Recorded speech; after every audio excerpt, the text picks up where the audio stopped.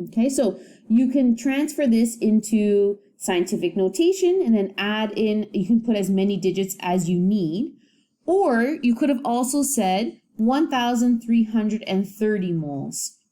Both of these are the exact same number.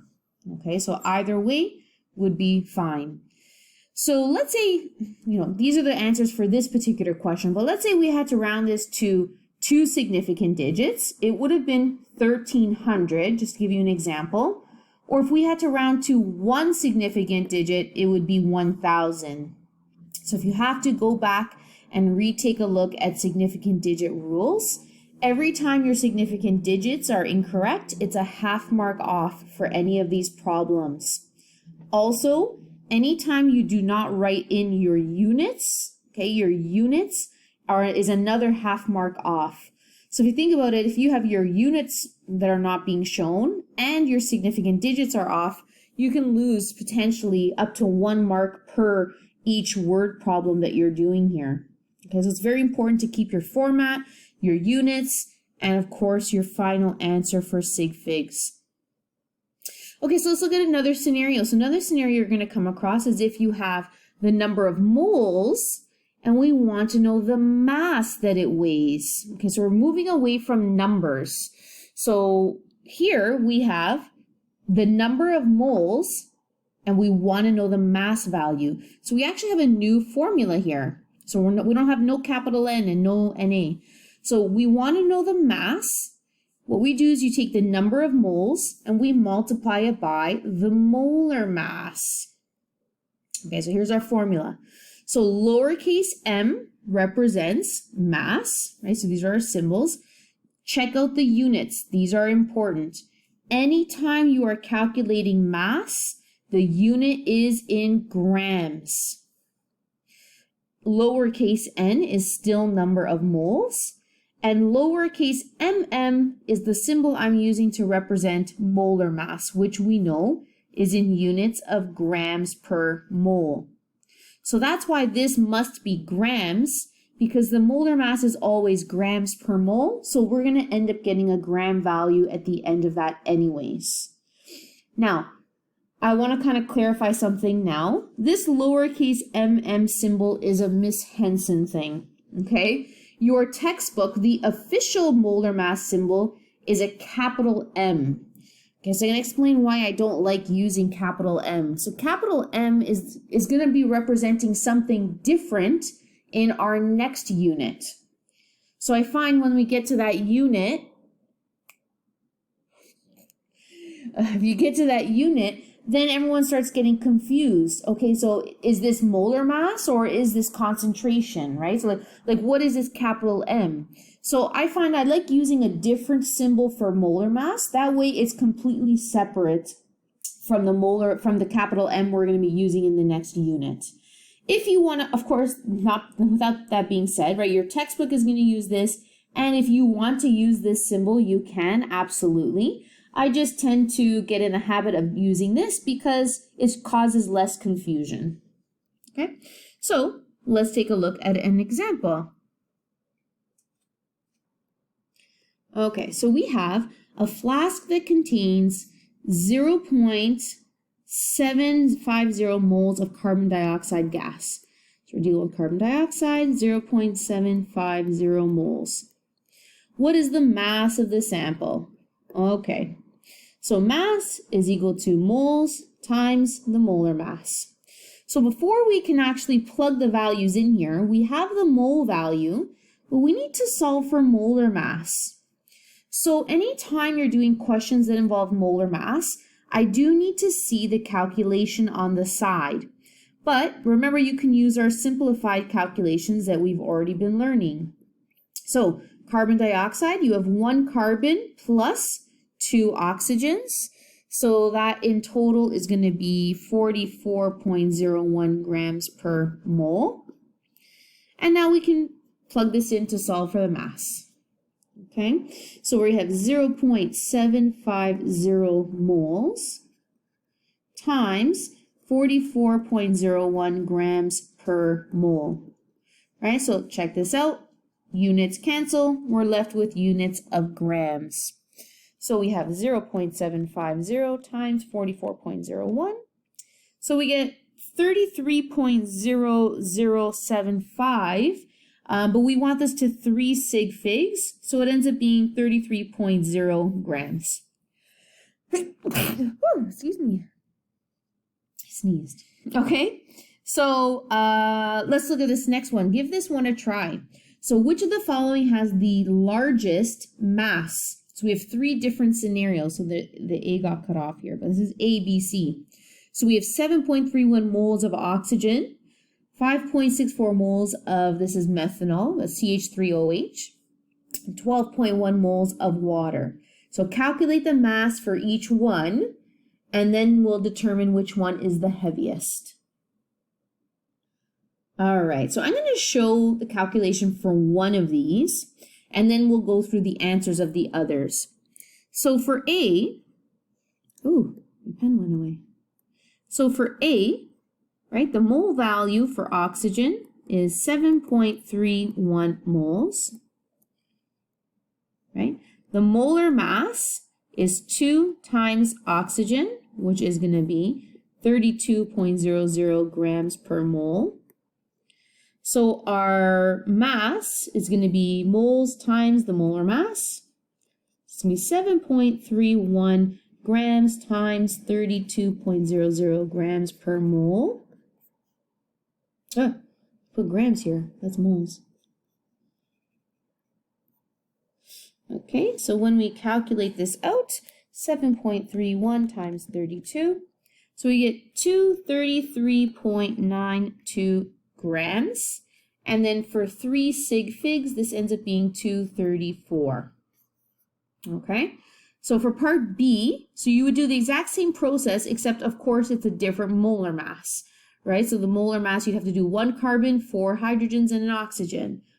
2 hydrogens and 1 oxygen to do the molar mass here. But you should have gotten the mass of B being 181 grams when you have 3 sig figs, and the mass for C being 218.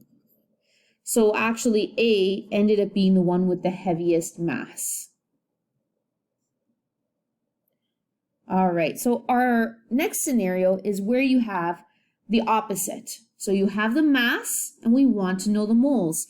So again, this is going to be a rearrangement of the last formula we just looked at. So before we had mass is equal to moles times the molar mass. But what about now if I want to solve for moles?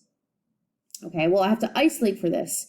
Right now it's being multiplied by the molar mass. So to get it by itself, you would divide by the molar mass, and whatever you do to one side, you do the exact same thing to the other side. So our moles ends up being mass over the molar mass. Okay? So really, we've learned we're going to do 4 scenarios right now, but they're all coming from 2 equations. We're just rearranging depending on what we're solving for. So let's look at an example. So how many moles of acetic acid are in a 23.6 gram sample? So we have a mass value for acetic acid. So that is 23.6 grams. And to figure that out, we need to do mass over the molar mass. So we're going to have to show our molar mass calculation here, right? Because we don't have that yet. So we have here 2 carbons. We have a total of 4 hydrogens. And we have 2 oxygens. So the molar mass here should be 60.06 grams per mole. And we can now plug this in. So this is going to be 23.6 grams over 60.06 grams per mole. So we are going to have units of moles. So this ends up becoming, let's see, 23.6 divided by 60.06. So we get 0.39294 blah blah moles. But the reason why I say blah blah, right? Because we know we have to round anyways. So I would always put down some numbers, but you don't have to put down all, like if it's going all the way, you don't have to put like all 10 digits. So 3 sig figs, that's going to be 0.393 moles. Okay, so when you're doing this, it's important to write, you're practicing the format of this. I need to see what you're looking for. What are you given? What's the formula, molar mass calculation, and of course your units and sig figs. You will get better at this, right? Obviously, it takes practice. You have to kind of go through a whole bunch of different examples in order to get to this point. Okay, so try out this next one. How many moles are in 7.34 grams of nitrous acid?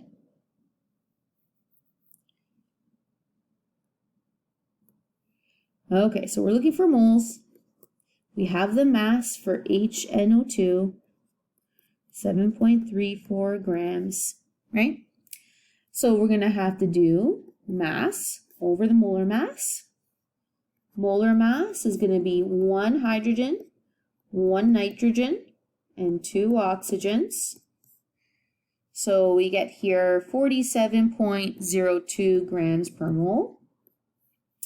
And we can plug this in now, 7.34 grams, 47.02 grams per mole.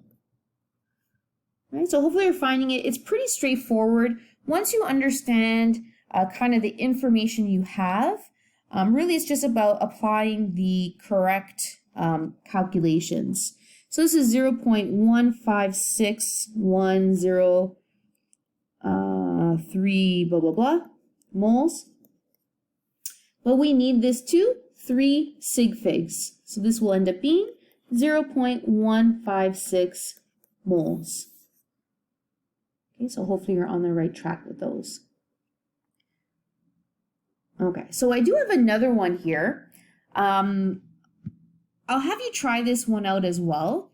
The key is looking at the units. Okay, I'll leave that as a hint for you, but give this one a try. Okay, so we're given the mass of sodium chloride, 10 kilograms. And we want to know the mole value, okay, which is going to be mass over the molar mass. Molar mass is 1 times sodium, 1 times chlorine. So we should get here about 58.40 grams per mole. Okay, so the mass, here's where it becomes important to remember the units that this has to be in. This has to be in units of grams. Because remember here, we're going to be dividing it by grams per mole. It must be consistent. So before you can plug this in, we have to convert this into grams. So this is why we learned all those unit conversions and all that. All that stuff we learned at the beginning of the semester is coming into play right now. So remember, 1 kilogram is equal to 1,000 grams. So it's important to do that. So when we actually calculate our value, you have the proper units. Okay, so our answer here ends up being 171.23 moles. But for sig figs, the number 10 has how many sig figs in it? Hopefully you're screaming at your computer screen, 1. Right? Remember, the trailing 0 does not count unless there's a decimal there. So that means this 171.23 moles is actually going to become 200 with no decimal. Or you could have put 2 times 10 to the 2. So in scientific notation or in writing it in full, you should still be showing the same number of sig figs, and 171 is closer to 200 than it is to 100.